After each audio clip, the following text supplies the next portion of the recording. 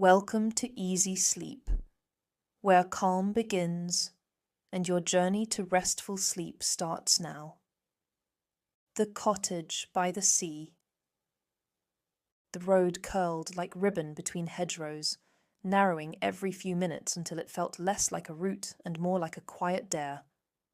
Her small car trailed the scent of London, exhaust, coffee, old printer toner.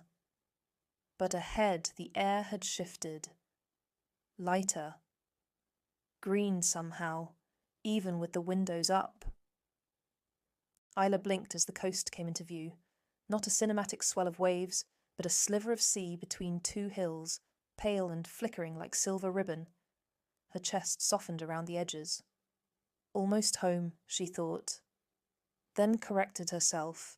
No, not home, not yet. But close enough.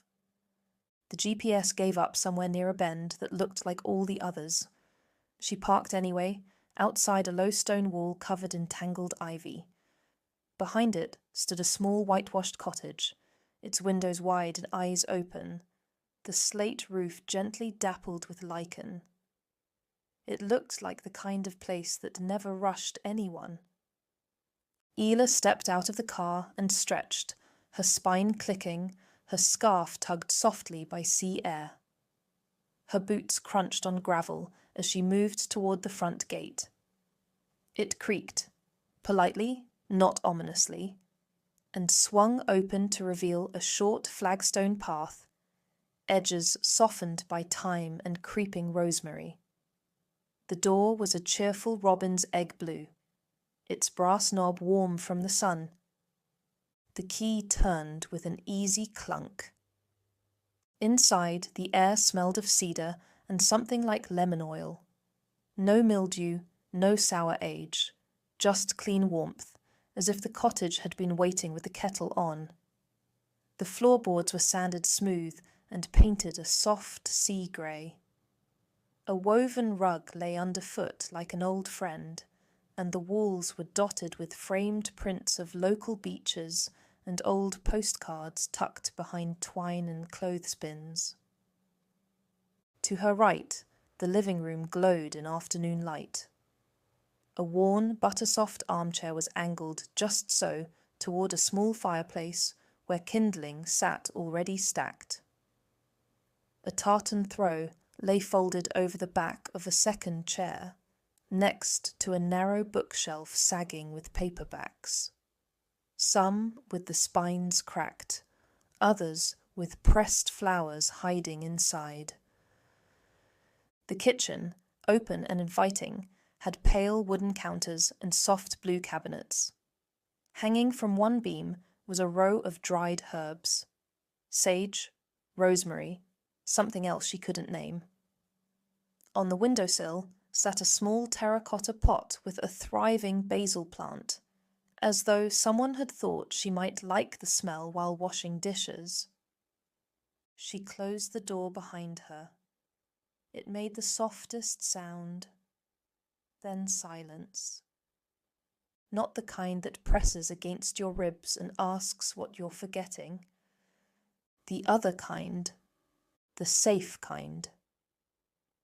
Isla dropped her keys into the small ceramic bowl on the entry table, sea glass green, faintly chipped, and exhaled without meaning to. The sound surprised her, as though her body knew before her mind. It's all right now. You can stop clenching. Summary, a short continuation from Isla's arrival. She unpacks one or two meaningful items and lets herself settle into the stillness, ending the chapter in quiet reflection. She unpacked only the things that mattered most: her notebooks, a chipped mug from her mother's old kitchen, a soft cardigan that still smelled faintly of cedar. The rest could wait. There was no urgency here. No one watching, no ticking clock. The cottage held its breath with her, as if waiting to see who she would become in its quiet rooms. Outside, the rain began, light, persistent, the kind that didn't ask permission. Isla moved to the window, mug in hand, and watched it bead against the glass. In the distance, the sea was grey and infinite, a living thing. She didn't feel brave, or reckless, or changed. Just still, just here. The tide moved in, and the fire crackled low, and for the first time in a very long time, Isla let the silence stay. By late afternoon, the rain gave way to mist, and the world softened at the edges. Isla pulled on her boots and stepped outside. The air was cold enough to tint her breath, but carried the clean scent of turned earth and seaweed. She walked slowly, past low garden walls, window boxes dripping with rain.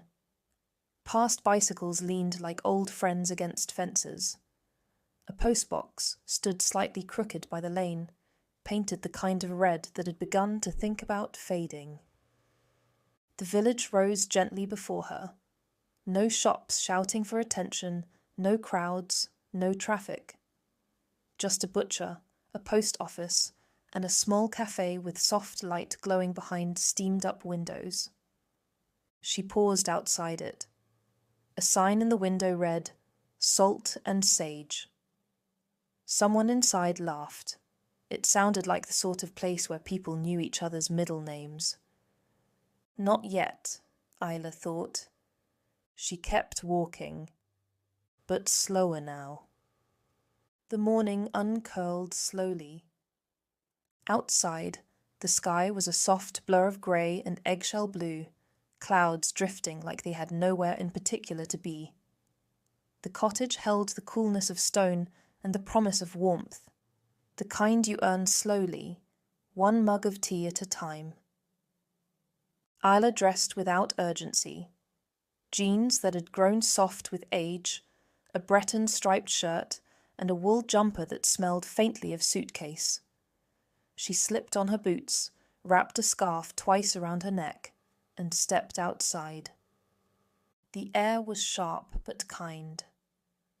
The path to the village felt more familiar now, though she still walked it like a guest. The hedgerows whispered dryly in the breeze, and the distant sea pulsed in and out, always just at the edge of hearing. She found herself outside Salt and Sage again. The windows were less steamed now. Inside, a low hum of conversation mingled with the sound of crockery and a faint strain of music. Folk, maybe jazz.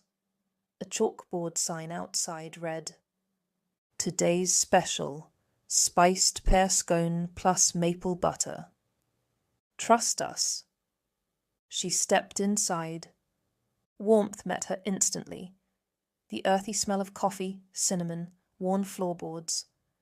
The space was long and narrow, with old wooden beams, built-in bookshelves, and mismatched chairs. People sat tucked into nooks, heads bent over mugs or paperbacks. The kind of place that didn't mind if you lingered all afternoon. Behind the counter stood a woman in her late 40s, short salt and pepper hair tied back in a knot, sleeves rolled to her elbows, eyes quick but kind. She looked up as Isla approached, and without missing a beat said, "You're the cottage girl." Isla blinked. "Sorry." Thistle Row, the white one with the slate roof and the wild thyme by the gate. You've got Edie's old place. Oh. Isla smiled, slightly wary. Yes, that's me. Well then, welcome. The woman extended a flour-dusted hand. Meg Thorne. Owner, baker, terrible at foaming milk. What'll you have? Tea, please. Something simple. Meg nodded, already turning to the kettle. Milk? Sugar? Just milk. Meg worked efficiently, the kind of ease born of muscle memory. As she poured, she said, "You're brave, coming this time of year. Most of the second homers only show up once the daffodils do." I wanted quiet, Isla said, half apologetic. You'll get it, but not always in the way you think. She handed over the mug. First one's on the house. Sit anywhere. Isla thanked her and chose a corner seat by the window, the cushion already sun-warmed. She watched the cafe breathe around her, people laughing softly, someone tapping a pen against a crossword, a black Labrador curled beneath the table like a coiled rug. A few minutes later, Meg appeared again with a plate and an arched brow. I warmed it. You'll hurt my feelings if you don't try it. On the plate sat the spiced pear scone, golden and gently steaming. Thank you, Isla said, and meant it more than she expected. Meg nodded once, then disappeared into the back. Not long after, a trio entered in a burst of cold air and cheerful bickering. Isla looked up without meaning to. The first was a woman in her mid-30s with dark curls stuffed under a knitted hat and cheeks pink from the wind. She dropped her coat in a heap and called toward the back. Meg! You got any of those sea salt brownies left, or did you eat them all again? Lottie. Meg's voice came from the kitchen, dry as toast. You touch that brownie tin before noon, and I'll hide your paddleboard. The second person was taller, lankier, with a long wool coat and paint-stained fingers. She hung back, scanning the shelves as if half reading every book at once. The third was a man around 40 with a fisherman's sweater and quiet eyes. He carried a small canvas bag and moved with the deliberate calm of someone who spent his days near fire or water. They ordered, then turned toward the tables. The curly-haired one, Lottie, spotted Isla. You're the new one, she said, pointing with her chin. Isla blinked. You've got Edie's place, said the man, smiling gently. The tall one with the paint on her hands leaned in, appraising. You look like you need a friend who owns a teapot and talks too much. Lottie pulled out the chair opposite Isla without waiting. We'll just sit. They did, and somehow Isla didn't mind. Introductions flowed. Lottie, the paramedic with a penchant for cold swims and reckless baking. Edie, a landscape painter who lived by the cliff path and didn't own a television. And Theo, who had once worked in a Michelin kitchen and now foraged seaweed for a living, because it's less stressful and people don't lie about liking it. You're from London, right? Edie asked, sipping from her cup. I was, Isla said, surprised at the word choice. I'm here now. That answer seemed to satisfy them. They talked about the bakery that only opened when the baker felt like it, the village feet that always got rained out, the one sheep on the hill that could open gates. Isla listened, laughed when they did. She didn't say much, but her smile lingered longer each time. When she finally stood to leave, Meg caught her by the counter. Bonfire next weekend, beach below the quarry. You'll hear about it. Bring a flask. Isla hesitated. I won't make you brownies if you don't come, Meg added flatly. I'll be there, Isla said, surprising herself. Outside, the wind had picked up slightly, tugging at her scarf and the hem of her jumper. The tide had pulled further in now, louder, nearer. The clouds had softened to a luminous grey, and a faint beam of sunlight angled across the lane. Isla stood for a moment, watching the gulls wheel above the rooftops, listening to the low murmur of the sea. And in her chest, something quiet and new began to take root. Not certainty, not comfort, but a kind of curiosity. The first sign, she thought, of staying. It began with a casual invitation, dropped like a stone into still water. "Tomorrow," Edie had said, tearing into a croissant. "Come down to the beach. We usually head there early. Lottie brings lukewarm coffee. Theo broods into the sea. It's tradition." "You don't have to do anything," Lottie added, lips stained with jam. "Just come. Bring boots." So Isla came. The sand was still cool when they arrived, and the beach mostly empty. The sea moved in long, unhurried breaths, as if it had been doing this long before anyone showed up to notice, and would keep going long after. Edie spread a patchwork blanket and handed Isla a cup of coffee that tasted exactly how warmth feels when it's still deciding whether to stay. Lottie stripped down to a swimsuit beneath her coat and jogged toward the water, shrieking as she splashed into the shallows. Theo, as promised, stood near the edge with a thermos and an expression of distant respect. And Isla watched. The surfers were already out. Maybe 5 or 6 of them, dark shapes bobbing past the break line. They weren't dramatic. They weren't carving massive waves or flying into the air like you'd see on a magazine cover. They simply moved, standing, falling, paddling back, again and again. A rhythm, not a show. She squinted into the wind. That looks impossible.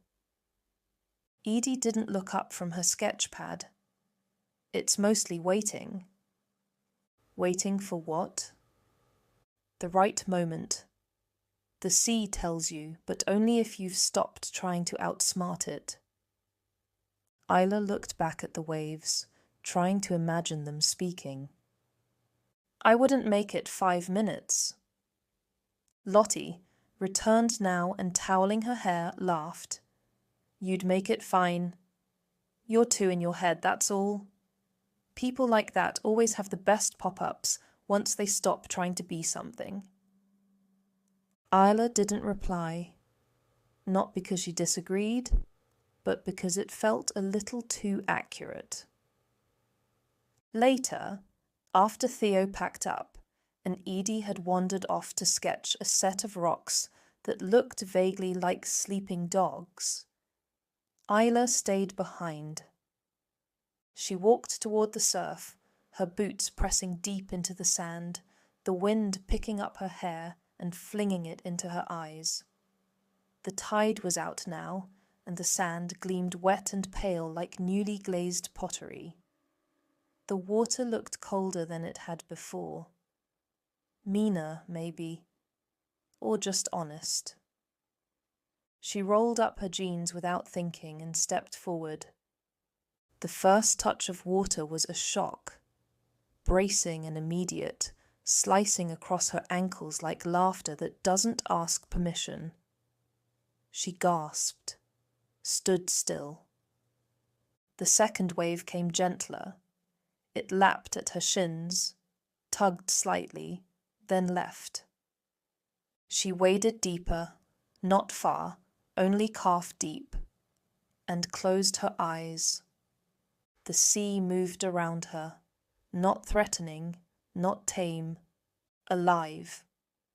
And for the first time since she'd arrived, Isla let herself wonder not just what she'd left behind, but what she might be moving toward. Kit arrived as quietly as the tide. No fanfare, no introduction. Just a tall figure beside the surfboards, his hair sun-bleached and his skin weathered by salt and wind. He wore a faded blue jumper and old canvas shoes, and when he smiled, it was as if he'd remembered how only a moment before. Isla first noticed his patience. He stood by the racks, untangling leashes and rinsing wetsuits, humming softly to himself. He didn't call attention to himself, but somehow everyone noticed him anyway. There was a steadiness about him, as if he'd been shaped by the sea, quiet, persistent, impossible to ignore. Their first meeting was almost accidental. Isla had come to the surf shack early, hoping to practice paddling before the others arrived. She found Kit kneeling by the boards, checking fins and waxing the rails. He looked up, his eyes the colour of shallow water, and nodded. "Morning," he said, his voice low and even, with a hint of the coast in it. "Morning," Isla replied, suddenly aware of how awkward she felt in her wetsuit, how new she still was to all of this. Kit didn't comment on her hesitation. He simply handed her a board, his hand steady and sure. "Tide's gentle today. Good for learning." They walked to the water together, boards under their arms. The sky was pale, the sun just beginning to burn through the mist. Isla felt the familiar flutter of nerves as she waded in, but Kit's presence was calming. He didn't rush her, didn't fill the silence with chatter. Instead, he showed her how to find her balance, how to read the waves, how to let the sea carry her without fighting it. Their first lesson was simple. Kit stood in the shallows, watching as Isla paddled out, his instructions quiet and precise. He never raised his voice, never laughed when she fell. When she managed to catch a small wave and ride it to shore, he gave her a nod, just a small, approving smile that made her feel like she'd accomplished something real. Over the next few days, their lessons became a kind of ritual. Kit would be waiting by the surf shack, always early, always prepared. Sometimes they spoke about the wind, the tides, the best way to wax a board, but mostly they worked in companionable silence. Kit's eyes lingered on Isla just a moment longer than necessary, but he never pushed, never pried. He taught her how to read the sea, how to trust herself, how to fall and get back up again. Isla found herself looking forward to their lessons, to the quiet confidence of Kit's presence. She liked the way he watched the horizon, as if he could see something she couldn't. She liked the way he listened, really listened when she spoke. There was something about him, something steady and true, that made her feel safe. Her friends noticed, of course. Lottie teased her gently, making jokes about mysterious surf instructors and windswept romance. Edie watched with a knowing smile, her eyes bright with curiosity. Even Theo, usually oblivious to such things, seemed to sense that something was changing. But Isla didn't want to rush. She wasn't ready for declarations or confessions or grand gestures. She just wanted to keep paddling, to let the days unfold as they would. One morning, after a particularly good session, Kit sat beside her on the sand, both of them watching the waves break in the distance. The air was cool, the sun warm on their backs. Isla felt a quiet contentment settle over her, a sense that, for the first time in a long time, she was exactly where she was meant to be. Kit glanced at her, his expression thoughtful. "You're getting better," he said. Isla smiled, brushing damp hair from her face. "I had a good teacher." He looked away, a faint flush on his cheeks. You do the work, I just show you how. They sat in silence for a while, listening to the gulls and the rhythmic crash of the surf. Isla wanted to ask him about himself, about how he'd come to this place, about what he saw when he looked at the sea. But she didn't. Not yet. Instead, she let the moment linger, let the quiet stretch between them like a thread. It was enough for now, just to be here, just to share the morning, the sand, the salt air. As the weeks went by, Isla and Kit fell into an easy rhythm. They surfed together, sometimes with the others, sometimes alone. They shared thermoses of tea and slices of cake from the cafe. They walked along the cliffs, talking about nothing and everything, books they'd read, places they'd been, the strange and wonderful things that washed up on the shore. Kit never pushed, never asked for more than Isla was willing to give. He was content to let things unfold at their own pace, to let the sea set the rhythm of their days.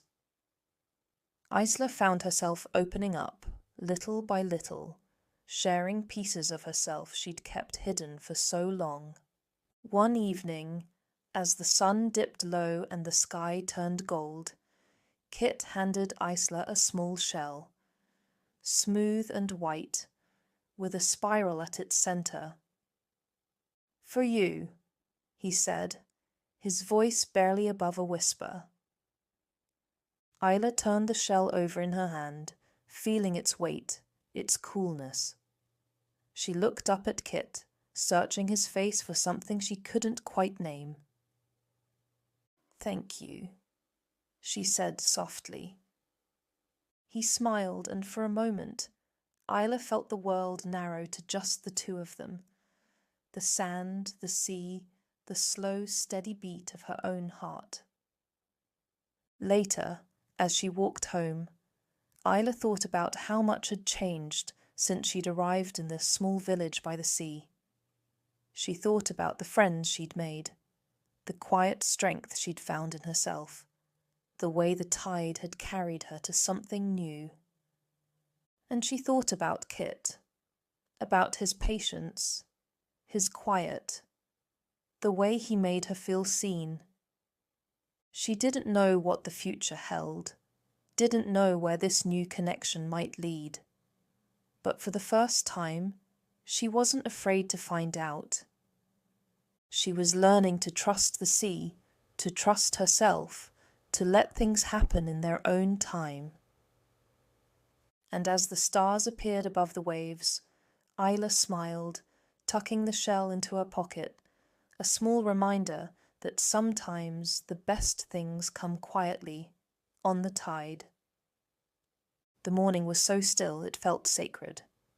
The sky, pale and endless, stretched over the quiet village. The sea, usually restless with wind and tide, breathed in and out with the slow patience of something ancient and wise. Isla stood at the edge of the water, board in hand, wetsuit zipped, heart steady. The sand was cool under her feet, the air tinged with salt and the promise of something new. Kit was already there, his silhouette outlined against the soft shimmer of dawn. He raised a hand in greeting, his smile as easy as the tide. No words were needed. They'd said all they needed in the hush of early mornings, in the shared laughter after a tumble, in the gentle passing of a thermos or the silent exchange of glances. Isla waded in, the cold water biting at her ankles, then her calves, then her knees. She felt the familiar flutter of nerves, but this time it was different. It wasn't fear, it was anticipation, the kind that comes before a leap, before a beginning. The waves were small but clean, rolling in with a rhythm that matched her breath. Kit watched from the shallows, arms folded, his gaze steady and encouraging. Isla paddled out, feeling the strength in her arms, the confidence in her body. She waited, patient, letting the sea tell her when. And then it came. A wave, just right. Not too big, not too small. She turned, paddled hard, felt the lift beneath her. She rose, feet planted, heart soaring. For a moment she was weightless, suspended between sky and sea. The world narrowed to the rush of water, the wind in her hair, the joy blooming in her chest. She rode the wave all the way in, clean and true, the board slicing through the foam. The beach rose to meet her, golden in the morning light. Kit was there, waiting, his grin wide and proud. Isla tumbled off the board, breathless and laughing, water streaming down her face. She walked to him, soaked and glowing, her heart pounding with something fierce and bright. Kit didn't speak. He didn't need to. He reached for her, hands gentle on her arms, and she stepped into his embrace without hesitation. Their kiss was sure and slow, a promise and a beginning. It was the ocean finally reaching the shore, the tide coming home. It was everything she hadn't known she was waiting for. When they parted, Kit pressed his forehead to hers, his eyes shining with something unspoken. Isla smiled, her cheeks flushed, her spirit light. Around them, the village was waking. Gulls crying, windows opening, the scent of bread rising from the bakery. But in that moment, there was only the two of them, the sea, and the sun climbing higher in the sky. They packed up together, boards under their arms, laughter easy between them. As they walked back up the beach, Isla glanced back at the water, at the place where she'd caught her first true wave. She felt a surge of gratitude for the sea, for this village, for the friends who had become family, and for Kit, who had shown her how to trust the tide. The day unfolded slowly, sweetly. At the cafe, Lottie and Edie greeted them with knowing smiles, pressing mugs of tea into their hands. Theo appeared with a basket of wildflowers, his eyes twinkling with mischief. The little black dog curled at Isla's feet, tail thumping in approval. There was no need for explanations or announcements. The shift was subtle but unmistakable, a new note in the melody of their days. Isla felt it in the way Kit's hand found hers under the table, in the way her friend's laughter wrapped around her like a warm blanket, in the way the village seemed to embrace her more fully than ever before. That evening, as the sun set in a blaze of pink and gold, Isla and Kit walked the cliffs together. The wind tugged at their hair, the sea far below whispering secrets only they could hear. They talked about everything and nothing, about dreams and memories, about the shape of the future, about the small, ordinary miracles of every day. Isla realized, as they stood at the edge of the world, that she was no longer waiting for her life to begin. She was living it, fully, bravely, joyfully. She had learned to trust herself, to trust the people who loved her, to trust the slow, steady rhythm of the tide. As darkness fell, Kit wrapped his arms around her, and Isla leaned into him, content. The stars blinked into existence, one by one, and the sea sang its lullaby below. Tomorrow there will be more waves to catch, more mornings to greet, more stories to write. But tonight, Isla was exactly where she belonged, home, at last, in the place where the ocean met the shore. And as she closed her eyes, breathing in the salt and the promise of all that was still to come, Isla knew that she was ready for whatever the tide might bring. The next morning, Isla woke to the hush of low tide. The cottage was filled with a pearly light, the kind that made everything seem possible. She stretched, feeling the pleasant ache in her muscles, a reminder of yesterday's triumph, of the wave she'd ridden, and the kiss she'd shared with Kit. She moved through her morning quietly, making tea, opening the window to let in the briny air. The village was just beginning to stir. She could hear the distant clatter of Lottie's bike, the muffled bark of the black dog, the gentle clang of the bakery bell. It was a day like any other, and yet it felt entirely new. By the time she reached the cafe, the sun was high and the tables outside were filling with familiar faces. Edie waved her over, sketchbook open, a half-finished scone on her plate. "Morning, champion," Edie teased, her eyes bright. "You looked like you belonged out there yesterday." Isla laughed, tucking her hair behind her ear. "I think I finally did." Lottie joined them, cheeks flushed from the wind. "Kit's been insufferable, you know, grinning like he's won the lottery." Isla felt her cheeks warm. It was just a wave. Lottie grinned. And a kiss. They all laughed, the sound easy and warm. For a moment, Isla let herself bask in it, the comfort of friends, the sweetness of belonging. After breakfast, Isla wandered down to the beach. The tide was out, revealing a world of rock pools and hidden treasures. Children darted among the stones, shrieking with delight as they discovered tiny crabs and glistening shells. Isla knelt to examine a cluster of sea anemones, their tentacles waving gently in the shallow water. She heard footsteps behind her and turned to find Kit, hands in his pockets, hair tousled by the breeze. "Thought I'd find you here," he said, his voice soft. They walked together along the water's edge, letting the silence settle comfortably between them. Kit stooped to pick up a smooth piece of driftwood, turning it over in his hands. "I used to come here when I was a kid," he said, "before I knew how to surf. I'd just look for things the sea left behind.